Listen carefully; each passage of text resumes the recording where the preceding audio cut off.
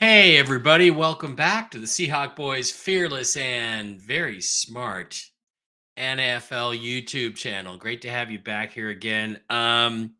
So been getting some reactions, some comments from yesterday's mock draft, people arguing with me like, you didn't take a wide receiver. Well, it's because we don't need one. So it didn't take a wide receiver. You took two tight ends. We already, we're only going to carry three for the season. Yeah, because Pharaoh Brown sucks. Pharaoh Brown isn't even barely a legitimate NFL tight end. So yeah, that's why I did that. And people arguing, oh, you're going to take a QB3. Well, I don't think if we took Bo Nix or Michael Penix or Spencer Rattler, if they'd automatically be QB3, I think they'd certainly be in the competition for QB2. And other things could happen that could make them QB1. So don't look at it that way. Try not to look at it that way. But let me just put it to you this way to all the critics out there, who are offended that I called Seahawks Brandon Nelson a retard. Sorry about that, but he's a retard. If you hated yesterday's mock draft, you're really going to hate what we have to show you today.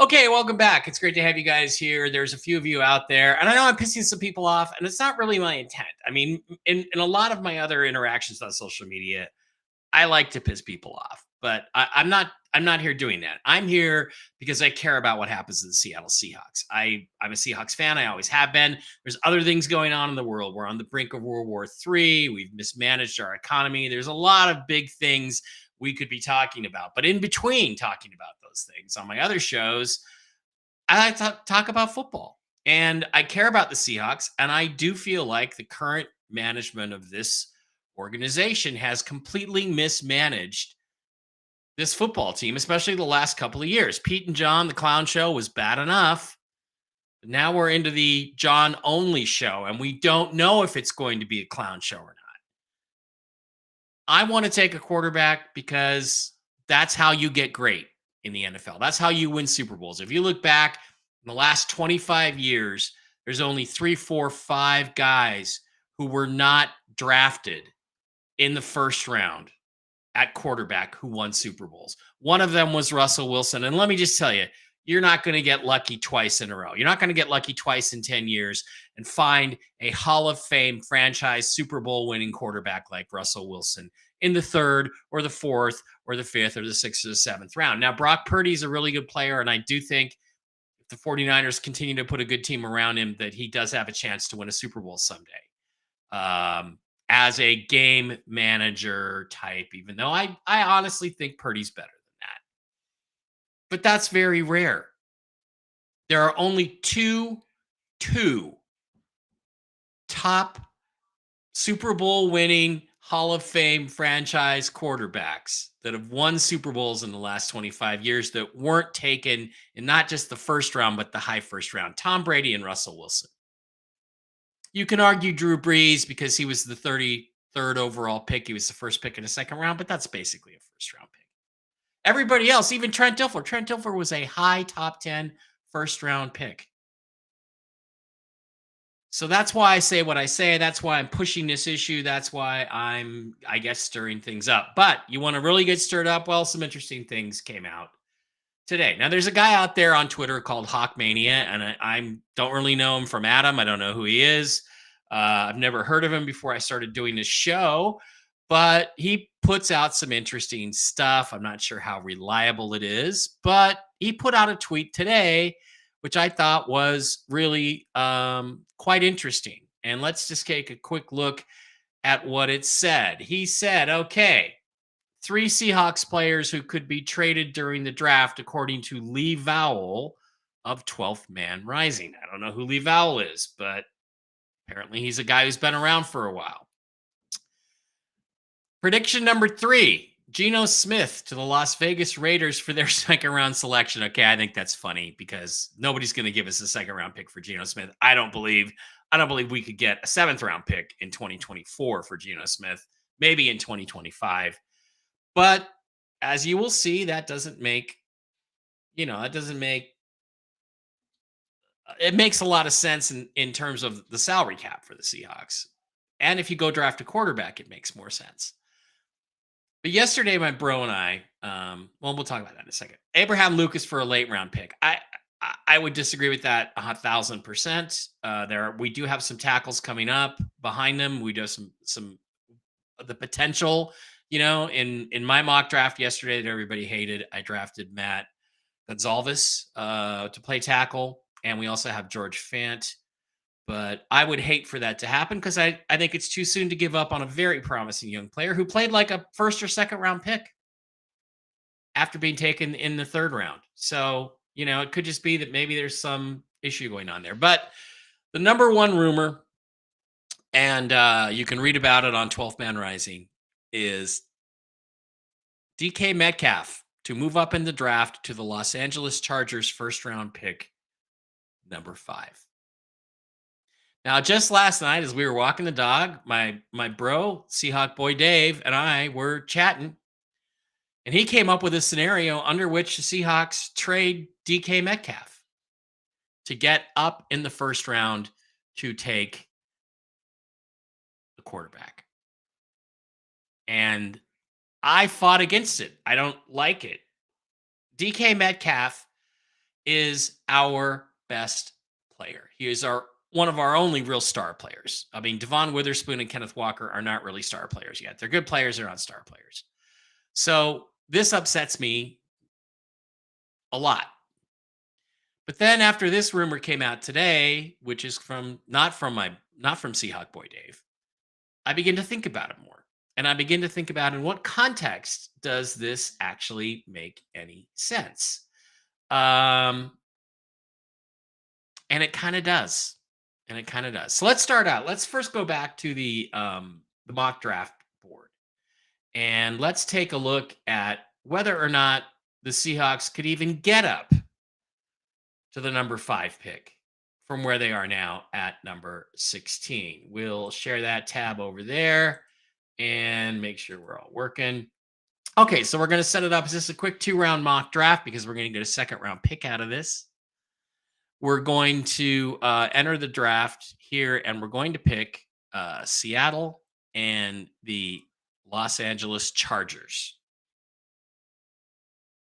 as our 2 teams. So we'll enter the draft. We'll go normal speed. It'll be Caleb Williams probably goes number 1. Yep. Jaden Daniels number 2. Drake May, Marvin Harrison. Now we're on the clock. We've got a couple trade offers, but we're not going to accept that. What we're going to do is we're going to propose a trade. We're going to propose the Chargers trade with the Seahawks, and it'll possibly be rejected. They're going to trade with the Seahawks, and they're going to give us 5, and we're going to give them 16 and our 2025 first-round pick, which is 2 first-round picks is the price for a quarterback. And in order to make it work, I believe I gave them our second-round pick, and they're going to have to give us back 37. Now, why do they have to give us back 37? Because DK and 16 for 5, DK something else in 2025, and 16 for DK Metcalf is value. DK, like I said, is our star player, and he would be stepping into a situation with Justin Herbert, who's already an established franchise quarterback. So rather than take a risk with Marvin Harrison Jr., the guy they maybe really wanted, rather than take a risk on, somebody, one of the other receivers, Romo Dunze or somebody, why not just go get DK? So they give us 5 and 37. We pick up the second round pick that we covet, where we can get a receiver back, and we trade them 16 and 2025 first, 2025 second. That's exaggerating, but I'm trying to give the equivalent of what DK's value is in here. Let's see if they accept it. They did accept it. Kaboom, we're on the clock. We're going to reject all of our trade proposals because we came in here to do one thing and one thing only. That's draft a quarterback. It's not going to be JJ McCarthy. I don't see him as being somebody the Seahawks are interested in. It's the guy we want. It's Michael Penix Jr., and he is now the Seattle Seahawks quarterback of the future, and maybe the quarterback of the present by the time we get done. So other picks get taken. Malik Neighbors goes, Roman Dunze goes, Jared Verse.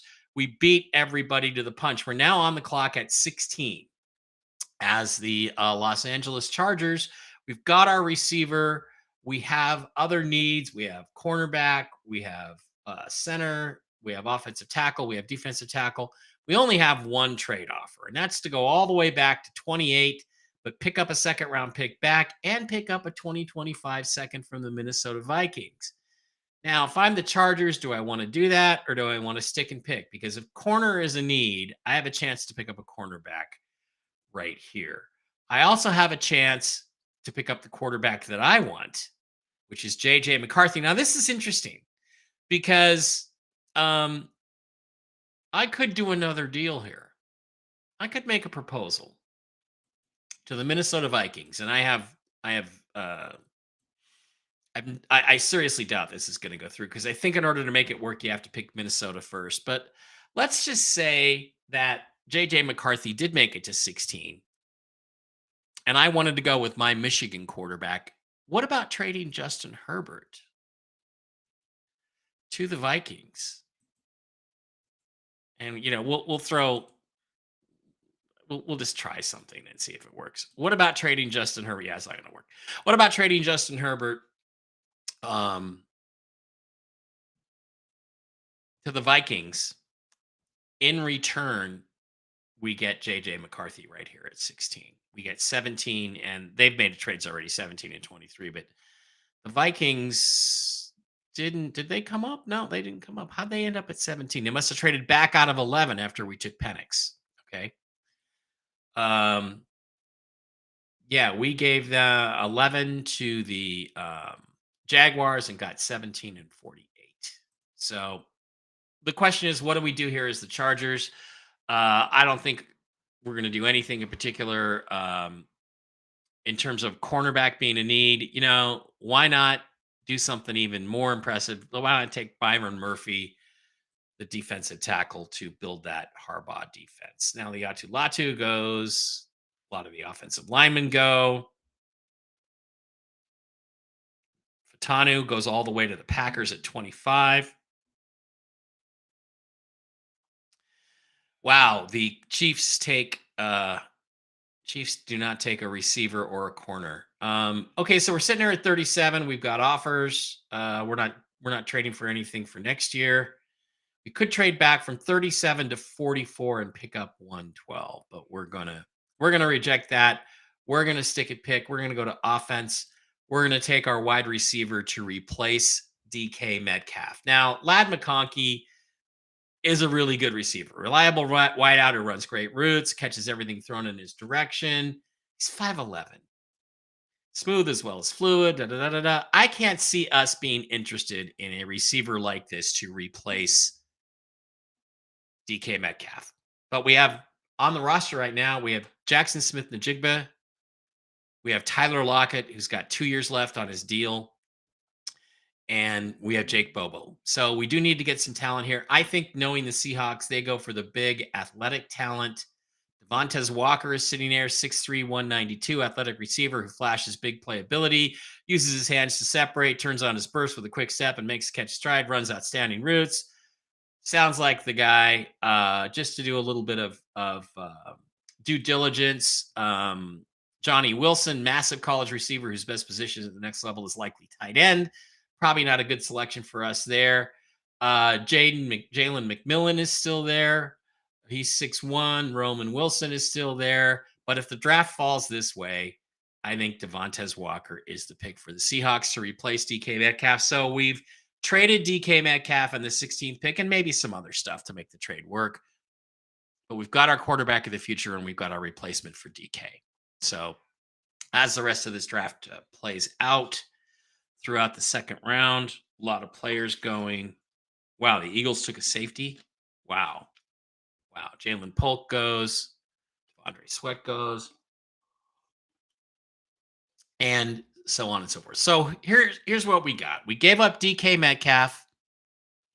and we gave up some picks to the Chargers. They traded down. They ended up with Byron Murphy. We got Michael Penix Jr. and Devontae Walker or one of the other receivers to replace DK Metcalf. Now, what kind of sense does this make? Well, it makes a certain amount of sense because DK is a problem. Pete Carroll prided himself on dealing with problematic players, and he did I'd have to say a pretty good job. Yeah, those I think those would be good moves for the Hawks. Franchise has gotten stale and needs to be shaken up. I agree. Um, Denise. You're not gonna let him trade Justin Herbert. That is a rumor that's floating around, though. There is a rumor floating around that um, Jim Harbaugh might trade Justin Herbert to the Vikings and take JJ McCarthy. That's the rumor. But DK's a problem. He's difficult to deal with. He gets penalties. He does stupid things on the field. We don't know how Mike McDonald is going to deal with that. He's not going to deal with it the way Pete Carroll did. He already took, thank God, the stupid basketball hoop out of the Seahawks meeting room. Thank fucking God. So a lot of the nonsense that was tolerated under the Pete Carroll regime is probably not going to be tolerated under Mike McDonald. We're going to be a more disciplined, better coached football team. The other thing to consider is you look at the Seahawks salary cap, and DK is actually taking up a pretty significant portion of that cap. When you consider his salary over the next couple of years. So he's our number 2 guy on the cap this year with a cap hit of 24.5 million. To this point, they've done nothing to reduce that. So Geno Smith also is up there as our top cap hit guy. So let's say we traded DK post 6-1. So if we do that, if we make this draft day trade and call it a pre 6-1 trade, we save 9.5 million under the cap. That brings us up to 11.3 million for this year. That almost covers our rookie pool. It's a pretty good chunk. If you look at 2025, it jumps us from $3 million in cap space. It jumps us to 32.492 million in cap space, 32.5. So it works under the cap if we trade away a super talented superstar problem child. Here's the thing, too. If we don't get a quarterback this year, our next quarterback, the one who's going to truly replace Russell Wilson, because Geno's just a bridge. Sam Howell will never be anything but a backup and probably a bad one at that. Then DK is going to be 30 years old by the time whatever quarterback we might get next year or the year after is ready to go. So if you're looking at this rebuild, our second rebuild in 3 years, and you're saying to yourself, well, we can go get our quarterback, but we have to give up our number 1 asset, our best player, our best wide receiver, our most explosive, talented wide receiver. You're giving him up, but you're getting another receiver to replace him that can grow with your brand new quarterback. So in that context, DK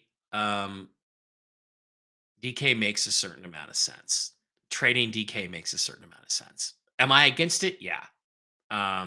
Would I do it if this offer came up? I'd be tempted.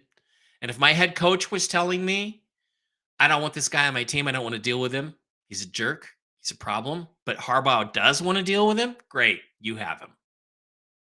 And I'll take my 12 million in cap space. 11 million in cap space for this year, and geez, like 25 or 30 next year. So that brings us up to 11.3 million in cap space for 2024 and 32.5 million for 2025. So we created a lot of space. What about the other rumor? What about the Geno Smith rumor? Well, if we traded Geno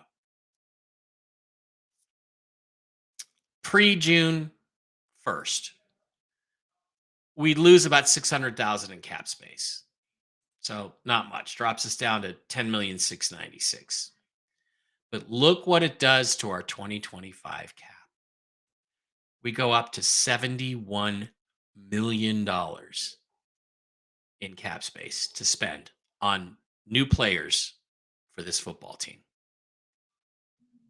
Now, if we trade him post 6-1, we save quite a bit more this year, but less in 2025. So it actually would make more sense, according to Over the Cap, to trade him to the Raiders or whoever it is.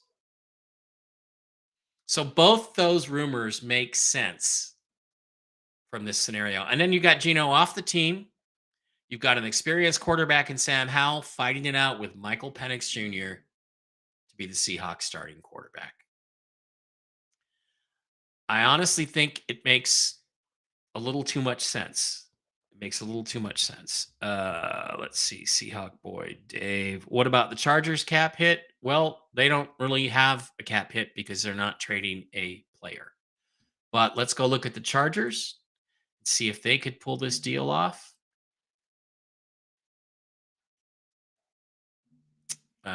Okay. Let's reload.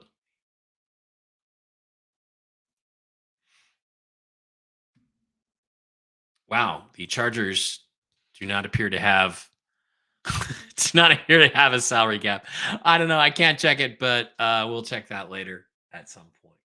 They could restructure, renegotiate with DK Metcalf. The thing is, too, is you got to face the reality. The Seahawks are going to have to give DK a new deal, either this year or next year. Oh, looks like over the cap is down. Okay. Seahawks are going to have to give DK a new deal because he's only signed up till 2025, and his cap hits are 24.5 million and 30 million, almost 30 million, 29.5 million. It's a lot of money, and you can't have cap charges that high. Let's see now if it'll work when we go to the Chargers. Nope. Yeah, there we go. So the Chargers, yeah, they have 30 million in cap space, so they can absorb DK. Absolutely not a problem. So there we are. It works for everybody. Works for everybody. So I don't know. I don't know what I think about this. It's way too tempting. It is just it is way too tempting. And when I think about it, I think um, at first I was totally against it, and now I think about it, and I mean, again, I look at the cap savings. I look at the value of a guy like Penix who is going to fulfill, you know, my dream that I want what I want.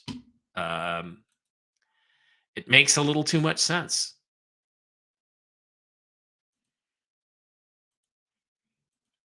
Let's trade Gino and trade DK. You lose your star player, but you get a young player back with that 37 pick, and you get your star quarterback. I don't know, guys. I'm pretty tempted. I'm pretty excited about that possibility. I would have to say, I think if that were on the table, I would take it. Well, I guess we're gonna find out if Hawksmania is really on to anything here. And again, I will put a link to the 12th Man Rising article um, in the description or in the comments. Players Seattle Seahawks could trade during draft season by Lee Vowell. Now, I don't know if this guy is any good. I don't know if he has any credibility. I'm just going to say it's out there. It's exactly what Dave Barra, Seahawk boy Dave, and I talked about last night. And it is pretty intriguing. It is pretty intriguing. Thanks for being here. I'll drop this into the comments, link to this into the comments, and I will see you again the next time I feel like doing something. 10 days left before the draft. We're going to find out. We're going to find out absolutely if John Schneider is still a clown or if he's learned from his past mistakes and he goes and gets a quarterback. But if this deal is on the table, I think I'm taking it. Thanks for being here.